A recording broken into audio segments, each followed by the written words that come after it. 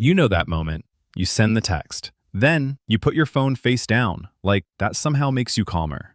10 minutes, 20 minutes, an hour. Now you're checking when she was last online. You're rereading your message. You're wondering if you said too much or not enough. And the worst part is, nothing dramatic even happened. No fight, no big rejection, just that slow, quiet feeling that she's slipping somewhere you can't follow. And in your head, it sounds like this. Why am I thinking about her this much? Did I already mess this up? Should I text again? Why does it feel like the more I care, the less she feels it? Am I just not enough?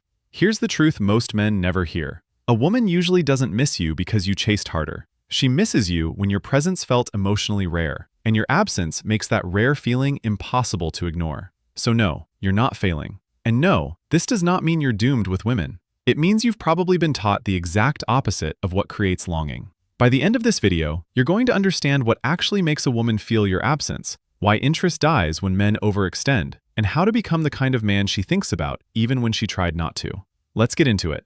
The mindset reframe. Most men believe attraction grows when you give more attention, more availability, more proof, more effort. But the real truth is, attraction deepens when a woman feels something beneath the surface with you that her nervous system experiences as rare. Safety, mystery, steadiness, and emotional self-possession. That's the part nobody explains. Your nervous system is communicating before your words are. Hers is too. So when you come in anxious, overeager, trying to secure a result, she doesn't just hear interest, she feels pressure. Even if you're being nice, even if your words are technically respectful, her mind may not label it immediately, but her body reads it fast. And when a woman seems not interested, a lot of men make the mistake of turning up the volume. More texting, more proving, more performing. But here's what nobody explains. When safety leaves your energy, attraction doesn't get stronger. It goes underground or disappears. Most people think being missed is about absence. It's not. It's about emotional imprint. If your presence felt needy, inconsistent, or performative, your absence feels like relief.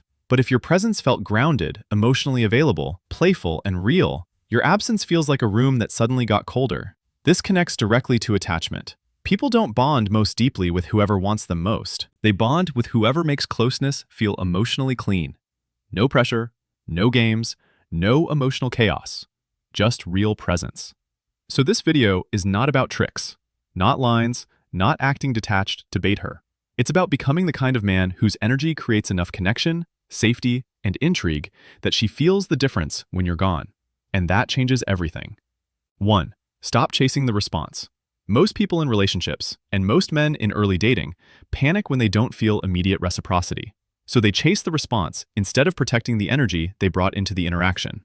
That's predictable. You want certainty. You want relief. But beneath the surface, the more urgently you try to pull someone toward you, the more her nervous system often registers, I'm being managed here. I'm being pushed toward a feeling I haven't arrived at naturally. And that pressure makes even genuine interest collapse in on itself. Here's what that looks like in real life. The disconnecting version sounds like, hey, just checking if you saw my last text. Then an hour later. All good if you're busy. Then later. Did I do something? The connecting version sounds like this. You send one clean message. Then you go live your life. Because the unspoken thing she feels is, he's interested, but he's not trying to pull me out of myself to soothe himself. That lands differently, bro. Way differently. And when you do that, your energy stops feeling like a hand reaching for validation and starts feeling like a presence she can actually move toward. 2. Become emotionally memorable, not constantly available. Here's the part no one talks about. Most couples and most daters assume being unforgettable means being everywhere. Constant texts, constant access, constant reminders that you exist. But emotional memory doesn't work like that. People don't miss what is always flooding them. They miss what made them feel something real. Not more messages, not more updates, not more good morning texts with no substance, but moments that actually leave an imprint. A woman misses you when she associates you with a feeling, calm, playfulness, depth, relief, presence. That's what lingers. That's what echoes later when she's by herself. So instead of trying to be in her phone all day, become the man whose conversations feel different from the noise she's used to. The disconnecting version is this. How was your day? Good. What are you doing? Nothing much. Forgettable. Flat. No emotional color. The connecting version sounds more like, you know what I noticed about you? You act chill, but you pay attention to everything. Or, you seem like the kind of person who doesn't open up fast, but when you do, it's real. Now something in her starts moving. Now her brain is quietly registering. He actually sees me. And that's the shift that turns your presence from background noise into something she replays later when the room gets quiet. 3. Let her feel your life has weight. This is where it gets really interesting. Most people in relationships think being desirable means making the other person the center of gravity immediately. Cancel plans. Stay available. Rearrange your day. Reply instantly. But the real truth is, people are drawn to those who already have emotional structure. A man with no center creates anxiety. A man with a center creates curiosity. When your life has weight, your purpose, your routines, your standards, your peace, she feels that. Not as arrogance, not as distance, but as groundedness. And groundedness is attractive because it signals you are not looking for a woman to become your emotional life support system. That matters more than most men realize. The disconnecting version sounds like, I can move things around if you want. I'm free whenever. Just let me know. I've got nothing going on. The connecting version sounds like, I'm tied up tonight, but I'd enjoy seeing you Thursday. Or, I've got a full week, but let's lock something in. Do you hear the difference? One says, please choose me. The other says, I value this, and I value myself too. And beneath the surface, what she often feels is, he wants me, but he doesn't disappear into me. That creates respect, and respect feeds longing. That's when your absence starts to feel like the missing presence of a man who was solid, not just available. 4. Stop performing, start revealing. And this is the one most men never figure out. Most people think attraction is built by impressing, being smoother, funnier, more accomplished, more wanted. But the real truth is, what makes someone emotionally attached is not performance, it's congruence. It's when who you are feels real all the way through. Because women can feel the difference. They can feel when a man is curating himself, managing perception, trying to hit all the right notes. And even if she smiles, even if she engages, something in her may still stay guarded because performance does not feel safe. It feels polished. And polished is not the same as real. This doesn't mean oversharing. It doesn't mean trauma dumping. It doesn't mean turning every conversation into your life story. It means emotional honesty without self-abandonment. The disconnecting version sounds like, you joke through everything.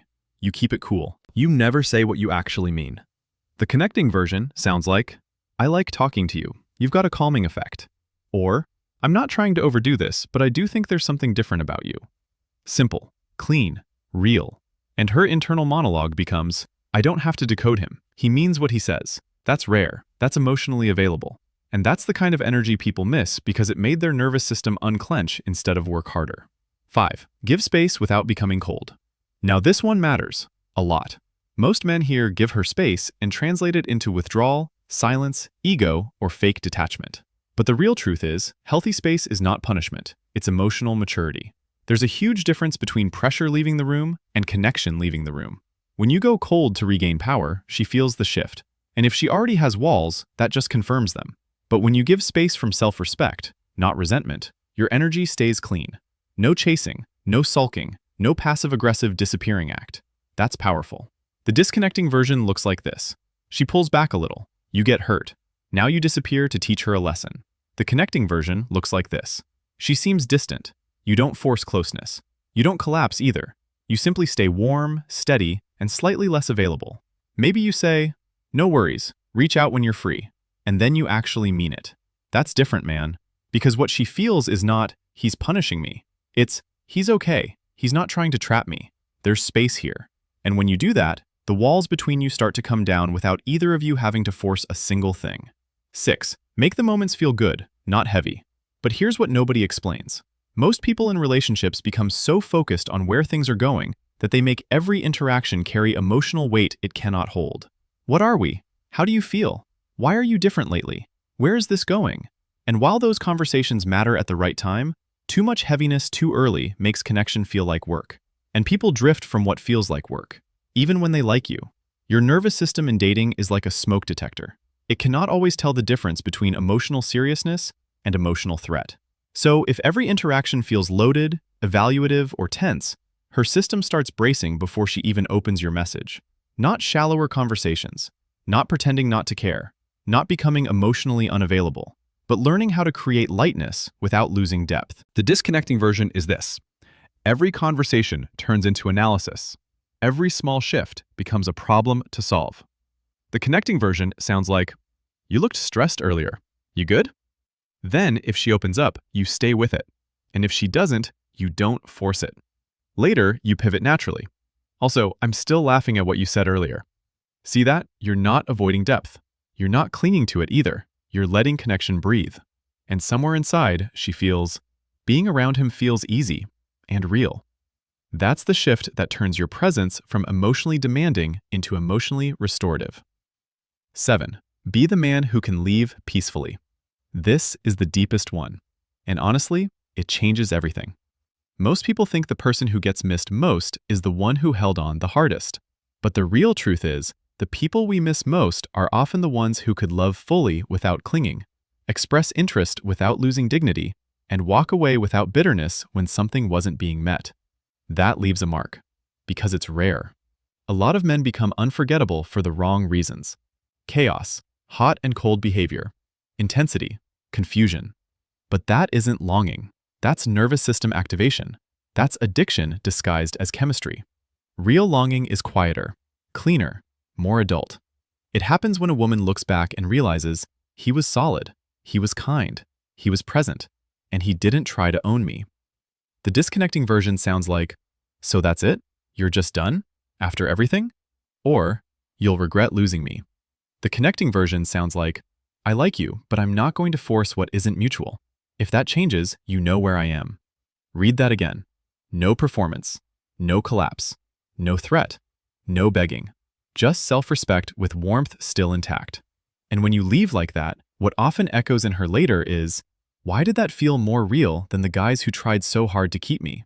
Because it was real.